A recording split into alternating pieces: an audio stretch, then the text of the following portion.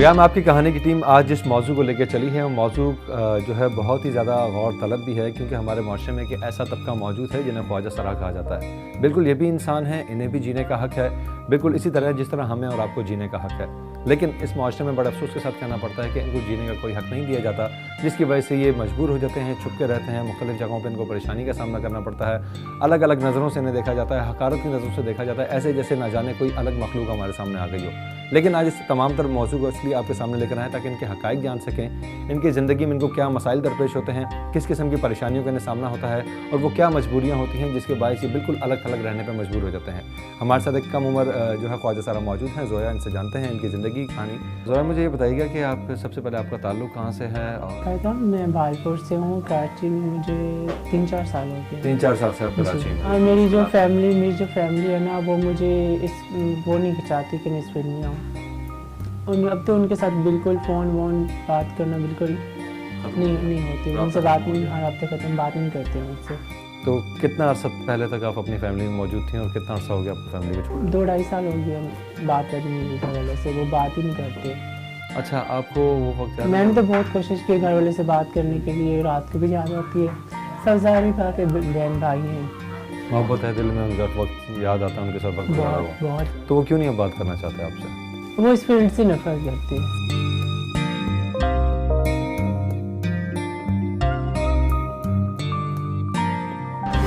घर में तो मुझे ऐसे लगता है जैसे एक पंछी बंद होते, पिंजरे में बंद होते हैं। तो यहाँ पे आके आज़ादी मिलती है, अपने जैसे इंसान जीना चाहे मैं अपना जी सकती हूँ, जिस तरह से जीना चाहूँ।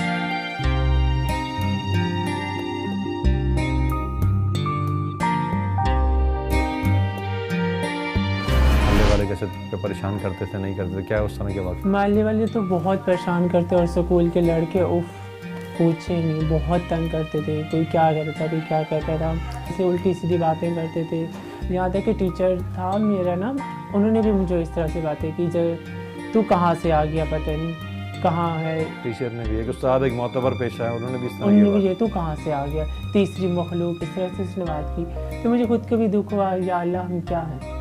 अच्छा, तो कितना पढ़ी लिखी हैं आप? कितना?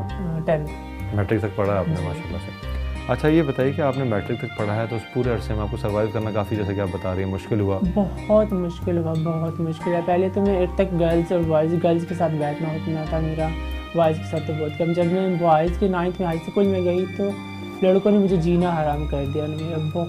मैंने बहुत मुश्किल से 9th क्लास पास की, तो 10th में गई तो वहाँ पर मुझे लड़कों ने नहीं पढ़ने दिया।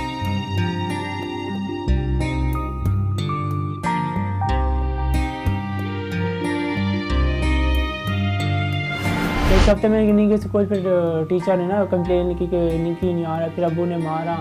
फिर मैंने अब्बू को बताया कि मुझे इस तरह से छेड़ते हैं, ये अब है। फिर अब्बू ने भी गुस्सा करने लगे स्कूल की वजह से। फिर मैं घर से भाग गई ना, तो 1 महीना भागी। फिर घर वाले ने, 1 हफ्ता नहीं, घर वाले ने बोला कहाँ गई। फिर उसके बाद पता चला भी ख्वाजा सरा के पास है। फिर घर वाले लेने आए तो मैंने अब्बू को बोला कि मेरी वहाँ पे क्या ज़िंदगी है, मोहल्ले वाले मुझे परेशान करते हैं, स्कूल में मुझे परेशान करते हैं, घर में भाई बहनों की मैं बातें सुनी, तो वहाँ पे कौन सा मेरा घर है। तो फिर मैं अपने गुरु के पास से, फिर गुरु को मैंने अपनी बताई। तो फिर अब जब से मुझे गुरु सपना मिल गया तो उसके बाद तब से मैं गुरु के पास हूँ।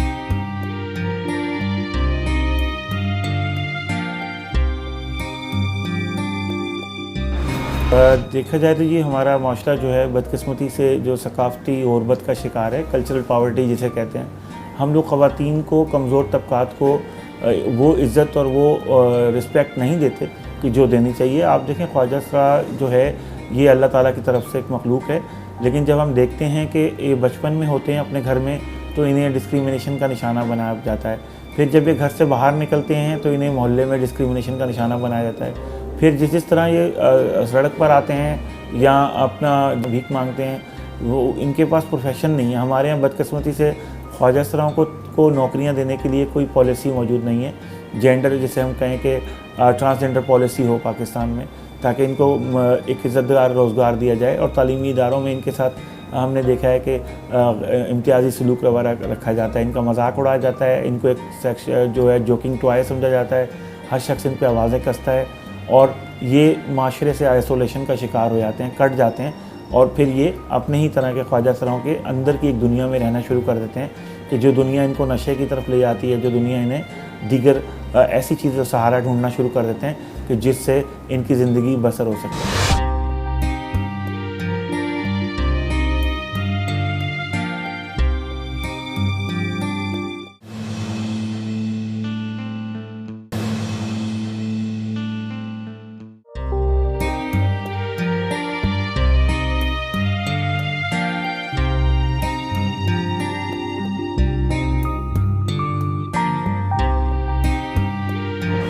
अच्छा ज़रा मुझे ये बताइएगा कि आप जो है वो फील्ड पे भी निकलती हैं, जैसे कि आप बता रही थी बड़ी परेशानियाँ करनी पड़ती हैं, सामना करना पड़ता है, क्या क्या वाक़या हुए थे, कुछ वाक़या बताइए। हाँ, मैं ना एक दिन जा रही थी वहाँ पे मांगने के लिए, रोड पे जा रही थी, तो वहाँ पे सीन ये हुआ था कि 3 लड़के थे, ड्रिंक में थे, ड्रिंक की थी उन्होंने, तो छेड़े थे मुझे ना, तो मुझे गाड़ी में ज़बरदस्ती बिठा रहे थे, नोच रहे थे, मैं नहीं बैठ रही थी, तो उन्होंने मुझे ज़बरदस्ती से गाड़ी में बिठाया और मेरे बाल काट दिए, बहुत वो हुआ ना।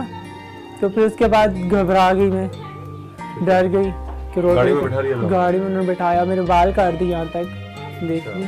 तो वहाँ अच्छा बाल काट दिए थे? हाँ, सारे मेरे बाल काट दिए उन्होंने। तो फिर उसके बाद आपने कोई मतलब एक्शन या आगे भी किसी ने हेल्प नहीं किया आपकी? नहीं, फिर हम लोगों ने FIR कटाई, फिर उसके बाद वो लोग पकड़े गए।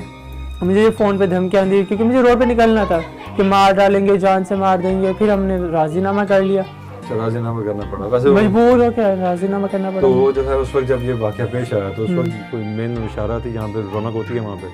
बहुत मैं चीख रही थी, चिल्ला रही थी, सब कर रही थी, मगर किसी ने मेरी हेल्प, किसी ने एक भी नहीं सुनी हमारी।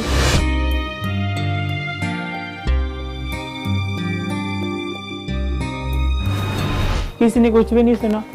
तो आप मतलब वहाँ पे कितने लोग मौजूद थे जिनसे आपने सोचा कि हेल्प? पूरी रोड थी, रोड पे गाड़ी, चलता हुआ रोड था, कोई भी हेल्प करने नहीं आया? कोई भी नहीं आया। तो पुलिस में जब आप गई FIR कटाने तो वहाँ पे पुलिस की जानब से कैसे सपोर्ट किया गया? ना, मेरे गुरु ने सपोर्ट किया, लेकिन पुलिस ने आपके साथ ताउन किया? हाँ, पकड़े भी गए, सब हो गया, मगर उसके बाद धमकियाँ अब आती जो है वो अब जैसे कि आप बाल भी काट दिए तो बाहर जाने का भी नहीं रहा आपको? नहीं, बाहर जाती हूँ, विग लगा लेती हूँ। विग लगाते हैं? हाँ, विग तो लगा और के चल फील्ड जाती में हूँ। मतलब फील्ड तो काफ़ी परेशान कुन फील्ड है इसमें, तो अब बहुत जैसे बहुत परेशान फील्ड है। और कभी कोई इस तरह के वाक़यात पेश आए हो, कभी परेशानी का सामना करना? वैसे तो रोज होते, रोज़ होता है? रोज मुझे रोड पे जाना होता है, रोज इस तरह से। फिर हम मजबूर होकर चुप हो जाते हैं क्योंकि हमें जॉब नहीं है, कोई जॉब नहीं दी मिल रही है। जॉब मिल जाए हम सुकून से अपनी जिंदगी गुजारे, क्योंकि किसी की बातें हम लोग सुने। हम भी तो इंसान है ना, हम भी तो इंसान है, जैसे कि लड़की और लड़का पैदा होते हैं, हम भी तो वही है, वैसे पैदा होते हैं, एक ही आसमान से तो हम लोग नहीं आते।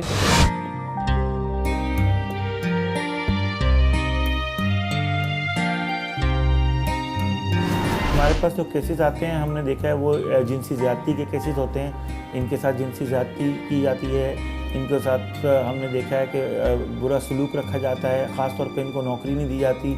अगर ये कोई दुकान या कोई शॉप खोल भी लेते हैं तो उससे भी मजाक के तौर पर अपनाया जाता है और लोग इनको वो रिस्पेक्ट नहीं देते कि जो मर्द और औरतों को दी जाती है। आप इसी से अंदाज़ा लगा लें कि इलेक्शन कमीशन के फॉर्म्स के अंदर इनका होना चाहिए ट्रांसजेंडर का, वो नहीं है। बलदियाती इलेक्शन हो रहे हैं उसमें कोई इनका कोटा नहीं रखा गया। तो हमारे पास जो केसेस आते हैं वो मुख्तलिफ़ तरह की डिस्क्रिमिनेशन का। सबसे ज़्यादा दुख होता है कि बुरा सलूक इनके पुलिस के लोग रखते हैं। हमें कंप्लेन मिलती है कि पुलिस के लोगों ने इनके साथ सेक्सुअल अब्यूज़ किया, इनके साथ बुरा सलूक किया। तो मैं समझता हूँ कि इसमें पुलिस ट्रेनिंग की बहुत ज़्यादा ज़रूरत है। ट्रांसजेंडर के हवाले से, ट्रांसजेंडर राइट्स के हवाले से पुलिस की ट्रेनिंग होनी चाहिए। दूसरा, इनकी शिकायत है कि इनको घर वालों से जायदाद में हिस्सा नहीं मिलता। तीसरा ये है कि हुकूमत इनको नौकरियां नहीं देती, और नौकरियां जो दी हुई हैं हुकूमत ने वो इन्हें कॉन्ट्रैक्ट के बेस पे दी हैं, जो कि मैं समझता हूँ कि पाकिस्तान के आइन के आर्टिकल 25 की खिलाफ वर्जी है, जो कहता है कि कानून के सामने सब लोग बराबर हैं। जब मर्द बराबर हैं, ख़वातीन बराबर हैं, तो फिर ख्वाजा सराओं से ये इम्तियाजी सलूक क्यों है कि उनको आपने 15,000 सैलरी की, आपने कॉन्ट्रैक्ट की पोस्टें दे दी और उनको मुस्तकिल नहीं किया। जबकि मैं समझता हूँ सुप्रीम कोर्ट की डायरेक्शन आ चुकी हैं कि इनको अकोमोडेट किया जाए, इनको जॉब दी जाए। आज भी हमारे पास शिकायत आती है कि नादरा के लोगों का रवैया सही नहीं है, नादरा के लोग इनके शनाख्ती कार्ड नहीं बनाते और एक तकलीफ दे मरहले से गुजरकर इनको रिश्वत दे के शनाख्ती कार्ड बनाना पड़ता है। तो ये कंप्लेन अगर आप इनकी देखें तो ज़्यादा से ज़्यादा इनको मालिक मकान किराए पे मकान नहीं देते। इनको जो मकानात दिए भी जाते हैं तो वहाँ पे हमने देखा है कि अहले मोहल्ला के बदमाश लोग मकान तोड़ कर आते हैं, इनके बदसलूकी करते हैं, और ये लोग जब रिपोर्ट नहीं करा सकते, क्योंकि कोई भी हमारे पास 421 थाने हैं, कोई एक थाना भी ऐसा नहीं बनाया गया कि जहाँ ट्रांसजेंडर कंप्लेंट सेंटर हो। तो मैं समझता हूँ कि ट्रांसजेंडर का कंप्लेंट सेंटर 421 थाने हैं, जैसे आपने वुमेन थाना बनाया, ऐसे आप ट्रांसजेंडर कंप्लेंट सेंटर भी बनाएं और ट्रांसजेंडर को पुलिस में भर्ती भी करें। अभी हाल ही में वाइट हाउस में बराक ओबामा साहब ने एक नौकरी दी है ट्रांसजेंडर को, तो मैं समझता हूँ कि सदर पाकिस्तान और वज़ीर आज़म भी इसी तरह के जेस्चर्स शो करें और इन लोगों को भीख मांगने से, जिस्म फरोशी से निकाल के एक बावकार रोज़गार में लाया जाए।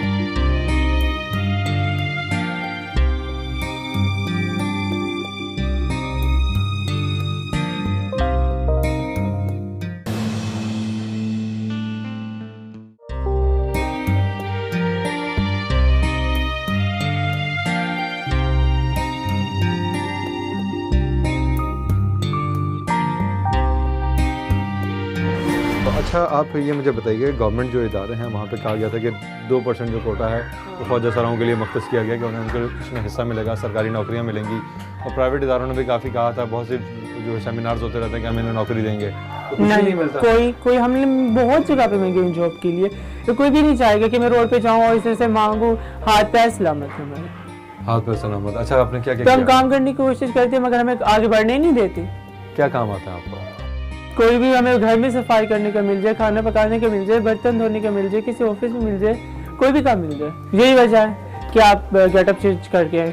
जॉब के लिए बोलते ठीक है आ जाना, फिर जब जाते तो फिर आगे नहीं जाने, जॉब नहीं देते। गेटअप किस तरह है? मतलब जैसे आपने एक नॉर्मल कपड़े पहने हुए हैं, बॉयज़ का गेटअप बना है। हाँ, अगर आप बॉयज़ का गेटअप बनाएंगे तो फिर उन्हें कोई एतराज़ नहीं होता। नहीं फिर भी इतराज होता अपने है। चाल ढाल चेंज करें। हाँ, चाल कैसे चेंज किया? जो बचपन से चाल डाल है वो कैसे चेंज हो सकता है?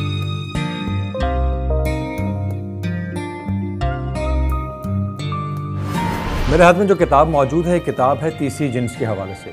उस किताब के बानी भी हमारे साथ मौजूद हैं। किताब के जो मुसन्निफ़ हैं अख्तर हुसैन बलोच साहब, वो भी हमारे साथ मौजूद हैं। उनसे बात करेंगे क्योंकि ट्रांसजेंडर एक ऐसा मामला है जिसमें बहुत से शकूक व शुबहात भी आज के दौर में पाए जाते हैं और बहुत से सवालात जहन में जन्म लेते हैं। तो ट्रांसजेंडर पे एक डिटेल रिसर्च अख्तर हुसैन बलोच साहब के पास, उनसे डिस्कस करेंगे और इस मौजू पे जानेंगे कि बेसिकली ट्रांसजेंडर हैं क्या, आज के दौर में हकीकी ट्रांसजेंडर मौजूद हैं या नहीं मौजूद।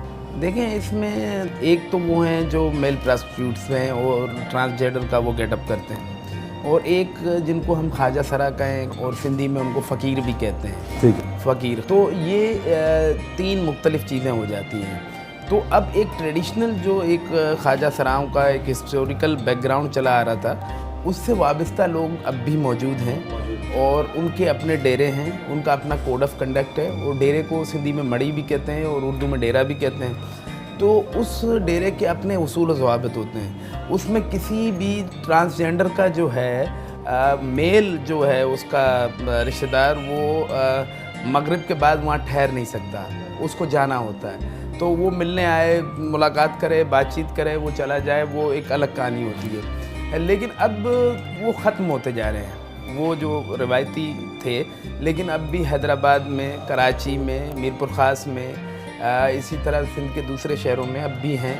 और उनको वहाँ के जो लोकल फ्यूडल्स हैं, ज़मींदार हैं, वो फसल के मौके पर उन्हें हिस्सा भी भिजवाते हैं। फिर कोई शादी हो, कोई गमी हो या कोई भी इस तरह का किसी की विलादत हो, तो वो लोग सिर्फ शादियों में नहीं, गमी में भी जाते हैं। किसी की वफ़ात हो जाए, तदफीन में भी वो लोग जाते हैं, शामिल होते हैं। तो ये एक ट्रेडिशनल सिलसिला अब जो है वो कम होता जा रहा है, उस सतह पे नहीं है जो आज से कोई 20 साल या 30 साल पहले होता था। लेकिन अब एक थोड़ा सा उनको रिकग्निशन इस तरह से मिली है कि सुप्रीम कोर्ट ने जो अपना फ़ैसला दिया था चौधरी इफ्तिखार साहब ने, कि इनके शनाख्ती कार्ड भी बनाए जाएं, इनको मुलाजमतें भी दी जाएं, तो अब ये सिलसिला कुछ बेहतर होता जा रहा है।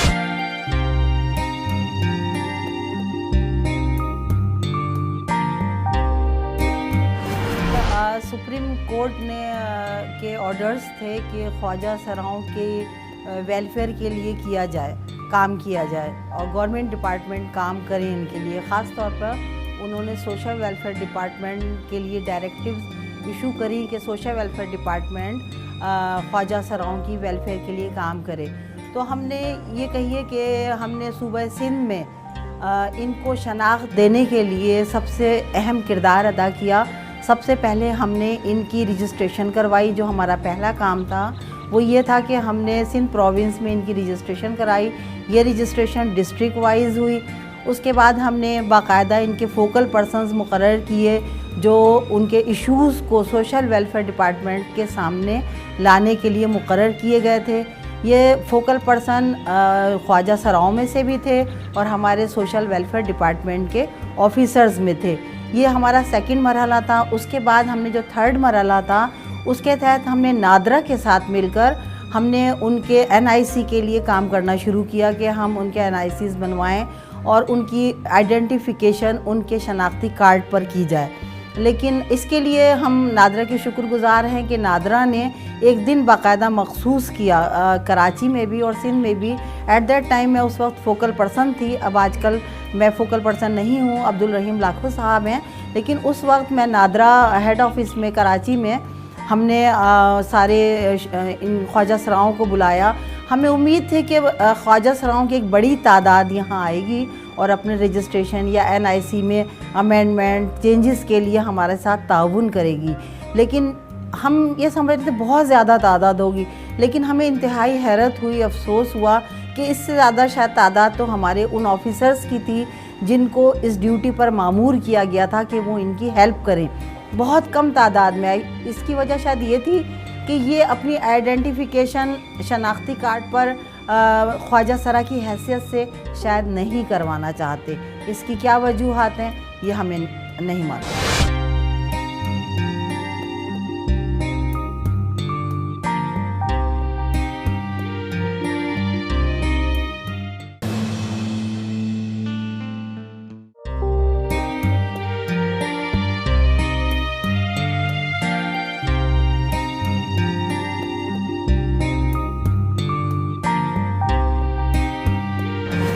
अच्छा ज़ोया, आपकी ज़िंदगी के तल्ख़ हक़ाइक़ तो हमने जाना है। मुझे ये बताएं कि वैसे आपकी मसरूफ़ियत क्या हैं? गाना वाना सुनती हैं, म्यूज़िक वगैरह इस तरह? हाँ, फिर जब घर आती है तो फिर गाने और सॉन्ग ही तो हमारे सहारा होते हैं, और क्या होता है।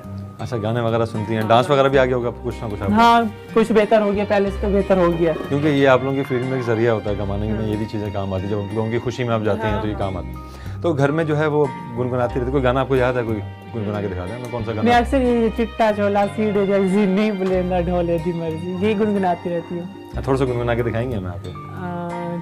ऐसे चिट्टा चोला सीढ़े जर्जी नहीं बुलेंदा ढोले दी मर्जी, चिट्टा चोला मंगाया बाहरों रोंदे हैं ढोले दिशारो।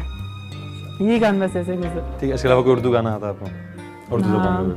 चाहेरा तेरा जब जब देखूं, प्यार है तुझ में गजब की कशिश है।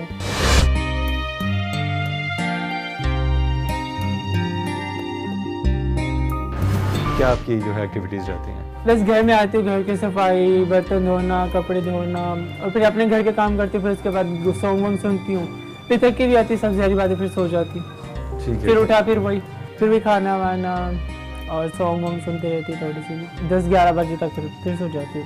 हाँ, 10-11 बजे बस फिर इस सो तरह जाती से जिंदगी गुजरती है। है। इस तरह की रूटीन गुजर जाती है। हाँ, ठीक है। अकेले। तो पूरे दिन आपके साथ मतलब और भी आपके ख्वाजा सरा के हाँ, साथी फिर हैं? और भी ख्वाजा सराय तो जब घर में कोई इवेंट तकरीबात वगैरह छोटी मोटी तरह करते रहते हैं, आप मिलकर हाँ, अरेंज करते सब रहते जब घर वालों की याद आती है तो सारे ख्वाजा सरा, फिर उनके फिर घर जब वो होते तो फिर किसी की भी याद नहीं आती। हैं? अच्छा, फिर किसी की भी नहीं? जब हमारे गुरु वो लोग किस तरह की गुरबाई- एक्टिविटी, कोई गेम्स वगैरह खेलते हैं, कोई तफरीह करते हैं, हाँ, हल्ला गुल्ला करते हैं? हल्ला गुल्ला करते हैं, गेम खेलती है, सॉन्ग लगा के डांस वांस करना, एक दूसरे को सिखाना है। ऐसे नहीं, ऐसे ये स्टेप ऐसे होता है, जो ऐसे नहीं ऐसे होता है, इस तरह से फिर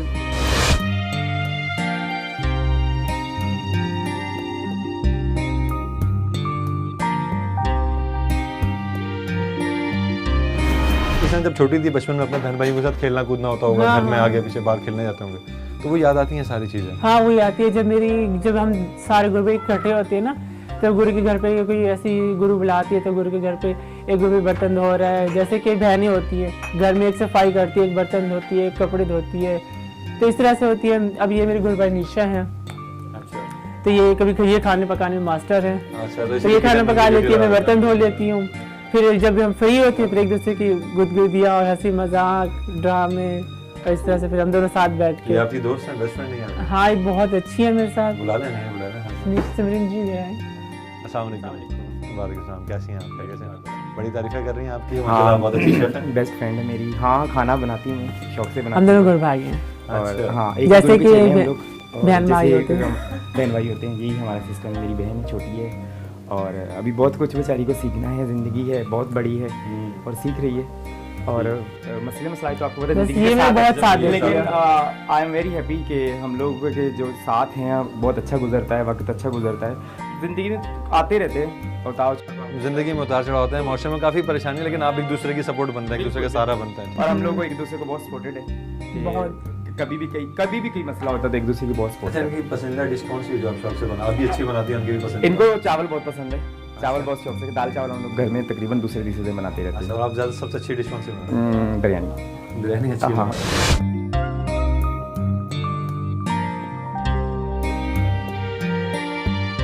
देखिए, हमने इनके इश्यूज़ को लोगों तक पहुंचाने के लिए अभी हाल ही में आर्ट्स काउंसिल के कोऑर्डिनेशन से हमने एक बहुत बड़े पैमाने पर प्रोग्राम किया था और हमारी ये ख्वाहिश थी कि इस प्रोग्राम में वो अपने मुख्तलिफ़ इश्यूज़ को बयान करें।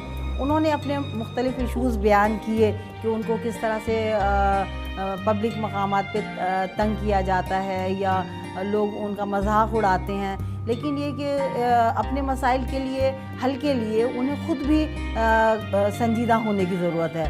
मैं ये समझती हूँ कि बिंदिया जैसे हमारे डिपार्टमेंट से इनकी कुछ NGOs रजिस्टर्ड हुई हैं, तो हम ये समझते हैं कि NGOs का प्लेटफॉर्म एक ऐसा प्लेटफॉर्म है कि वो अपने मेंबर्स को, जो उनके साथ शरीक कार हैं, जो उनके साथ काम कर रहे हैं NGOs, जो उनकी मेंबर्स हैं, वो सब मिल के मतलब अपना संजीदा रवैया अपनाएं और ख़ास तौर पे तालीम की तरफ तवज्जो दें। और इंशाल्लाह ताला मैं ये समझती हूँ कि इनके मसाइल हल हो जाएंगे।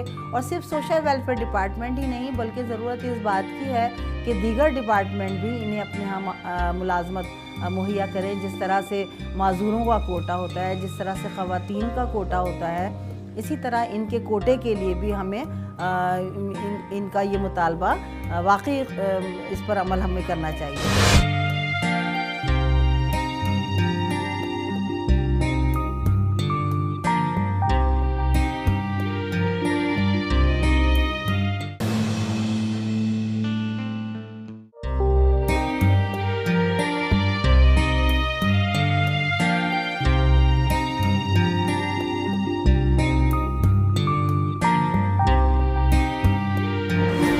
ज़ोया, मुझे बताइएगा कि आप अपने बहन भाइयों से जब खेलती थी, कौन सा गेम सबसे ज़्यादा खेलती थी? सबसे ज़्यादा गेम भागन भगाई, पकड़न पकड़ाई, पकड़म जब मैं छोटी थी। हाँ, जब छोटे थे पकड़म पकड़ाई खेलते थे। क्रिकेट वगैरह, हॉकी वगैरह, फुटबॉल, कभी ये खेलते थे गेम? नहीं, क्रिकेट तो कभी नहीं खेली, मगर जैसे कि एक गेम होता है लड़कियों का, भागन भागी, छुपन छुपाई, हाँ, इस तरह से। जब मैं छोटी थी, जो भी बात बोलती थी भाई मेरे साथ करता था, मारता भी था, गुस्सा भी करता था, प्यार भी बहुत करता था। अब आहिस्ता लेता हूँ तो बहुत रोती हूँ, याद आती है, रोती हैं आप बहुत।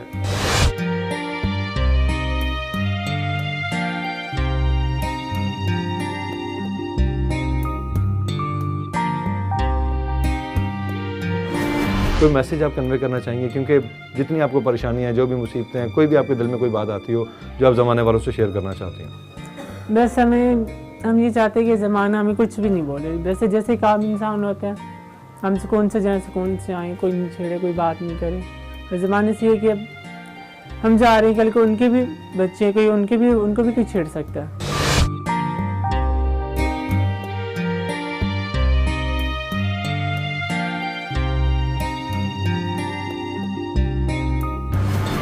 असल में ये एक मतलब बिटर फैक्ट है, वो हैं, एग्जिस्ट करते हैं, मौजूद हैं, हमारे अड़ोस पड़ोस में भी होते हैं। लेकिन एक तबकाती फ़र्क आ जाता है, जिसे आप क्लास सिस्टम कहते हैं। क्लास सिस्टम को हम यूँ डिफ़ाइन करेंगे कि यही बच्चे जिनमें अगर वो अलामात हों जो एक ख्वाजा सरा में या उस तरह के ट्रांसजेंडर में होती हैं, वो ग्रामर स्कूल में पढ़ते हैं, पब्लिक स्कूलों में पढ़ते हैं, उनको कुछ नहीं कहा जाता, उनको कोई तनकीद का निशाना नहीं बनाता।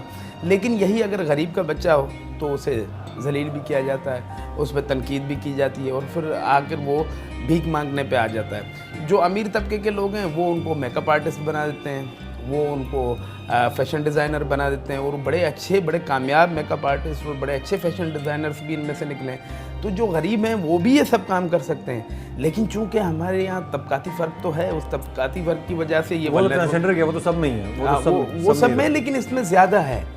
देखें, गरीब आदमी का बच्चा अगर किसी अच्छे स्कूल में या किसी और स्कूल में पढ़ लिख जाए तो वो कमिश्नर भी बन जाता है, डॉक्टर भी बन जाता है, इंजीनियर भी बन जाता है।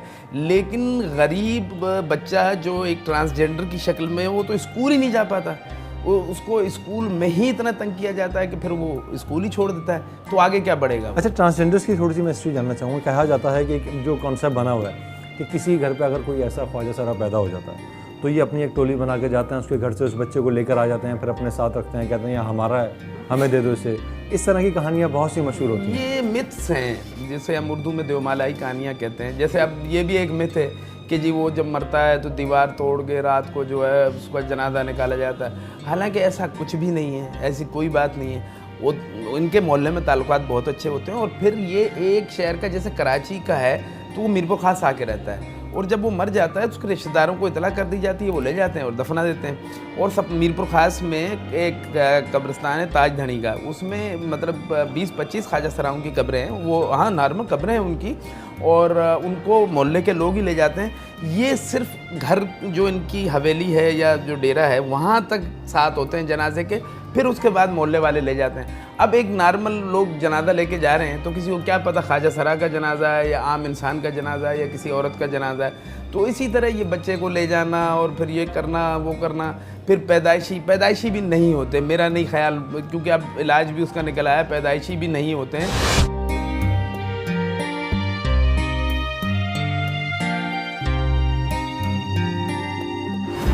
वाज़े पॉलिसी तश्कील दी जाए और जिसमें सिर्फ सोशल वेलफेयर डिपार्टमेंट ही शरीक ना हो बल्कि दीगर डिपार्टमेंट के मेंबरान, सिविल सोसाइटी के नुमाइंदे, इसके अलावा NGOs भी आएँ और ये हम मिल के एक कोई ऐसा लाया अमल तश्कील दें जिससे इनकी ख्वाजा सराओं की बेहतरी के लिए कोई वाज़े प्लान फ्यूचर में बन सके। लेकिन ये कि हम कितनी मुलाजमतें दे सकते हैं, आपको पता है कि हम इनको तो 2 या 3 से ज़्यादा नहीं दे सकते, और वो भी जब हम दे सकते हैं जब हमें ज़रूरत हो अपने स्टाफ की, ऑफिशियल्स की। लेकिन ये कि ज़रूरत तो यही है ना कि दीगर डिपार्टमेंट भी इनकी मजबूरी को, इनकी ज़रूरत को समझें और मिल के काम करें। अगर कोई माजूर है या अगर कोई ख्वाजा सरा है तो वो भी एक माशरे का रुकन है और बहैसियत एक ज़िंदा इंसान हमें उसकी इज़्ज़त करनी चाहिए, हमें उसके मसाइल को महसूस करना चाहिए। हमें ये सोचना चाहिए कि अगर हम उसकी जगह होते तो हमारे अपने क्या एहसासात होते, हमारे अपने क्या जज्बात होते, हमारी अपनी क्या ज़रूरियात होती। काश अगर हर माशरे का हर फ़र्द ये सोच ले, ये समझ ले तो वेलफेयर के काम हमारे लिए इतने मुश्किल ना रहें।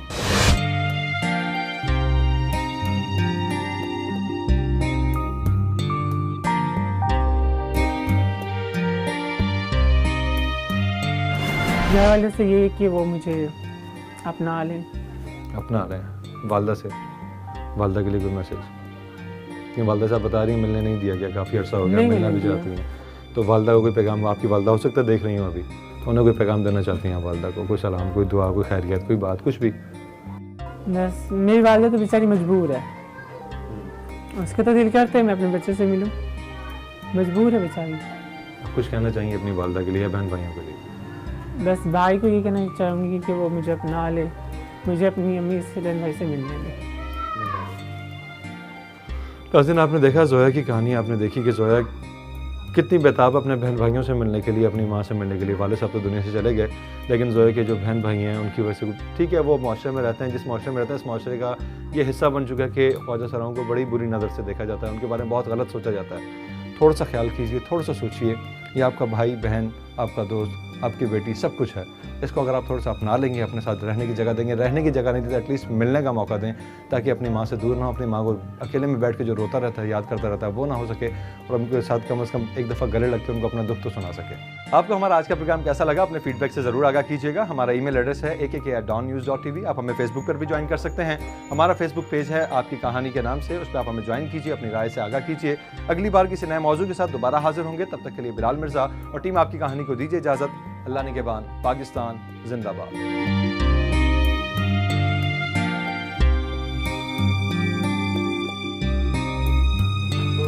Okay, bye. I love you.